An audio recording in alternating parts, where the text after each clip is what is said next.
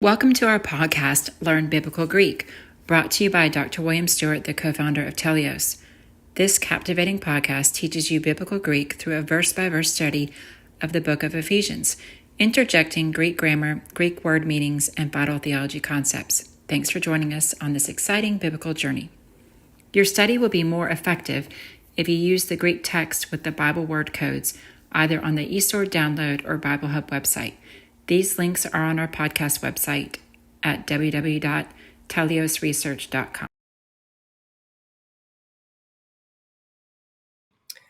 Hi, I'm William Stewart. Welcome back to our podcast on learning biblical Greek. This is the podcast where you get to learn Greek, the grammar, all about the Greek words, and the theology of a wonderful book in Ephesians, which tells us so much about Christ, salvation, and the Christian walk. So I'm glad you're here. Let's go to the text. We are towards the end of chapter 2 in Ephesians, and verse 18, starting out with OT. So this is a very common word that's non-declinable in the Greek, means either because or that as a relative pronoun. It's an important conjunction, and you have to determine its meaning by the context.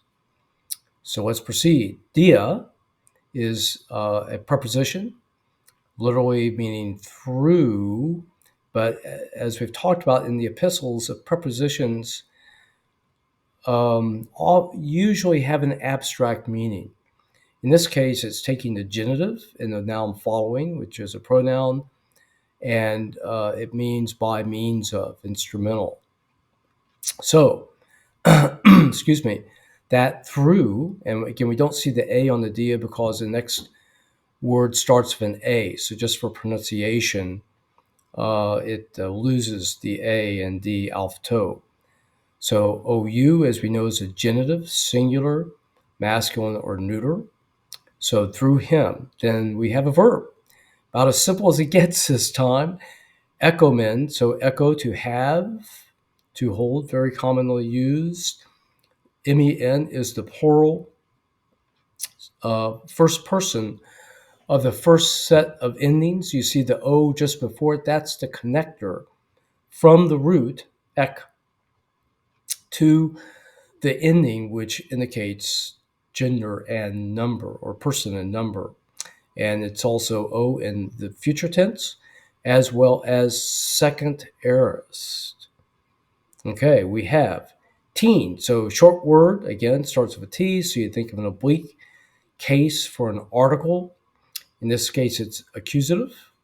And prosagogon. So you see it matches, and it's accusative. Both are accusative, feminine, singular. We know it's a first declension for the noun because it basically matches the article. So that is a tip-off. Prosagogon, very important word used in Romans 5:2. Here, the next chapter, the whole concept, especially described in Hebrews 10:19-22.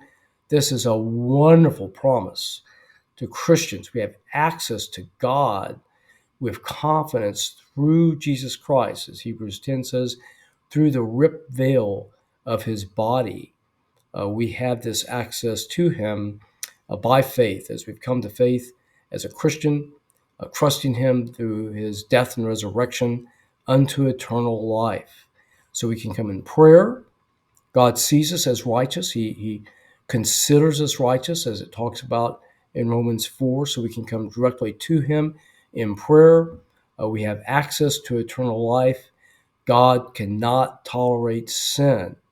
So because of Christ's death, he views us as sinless by his grace. In the Old Testament, they couldn't do this. They could not come directly before God because they were not yet forgiven and regenerated, considered righteous. So, boy, what a difference and a benefit we have. Amphiteri.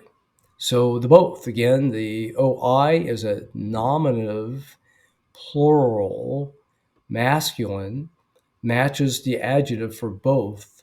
And again, the adjective will take a noun meaning here because there is no following noun. So the both, meaning Jew and Gentile, have access basically to God. In, that ever-present preposition, meaning in, basically. Any pneumati, so it has to take a dative because it's in place, doesn't move. And that I ending for both pneumati and any, taking the third declension endings, I is the dative singular. So think of pneumati. This, again, the root word is pneumat. So it ends with a T. As we know, a Greek word cannot end in a T. So the I is just added on to the N, pneumati, to the root word. Prostone patera. Pros, we see this preposition occasionally, takes the accusative because it's going towards something. Remember, the genitive is usually going away. And tone, short word, with the T and the ON ending. It's an article. The ON is the masculine accusative singular.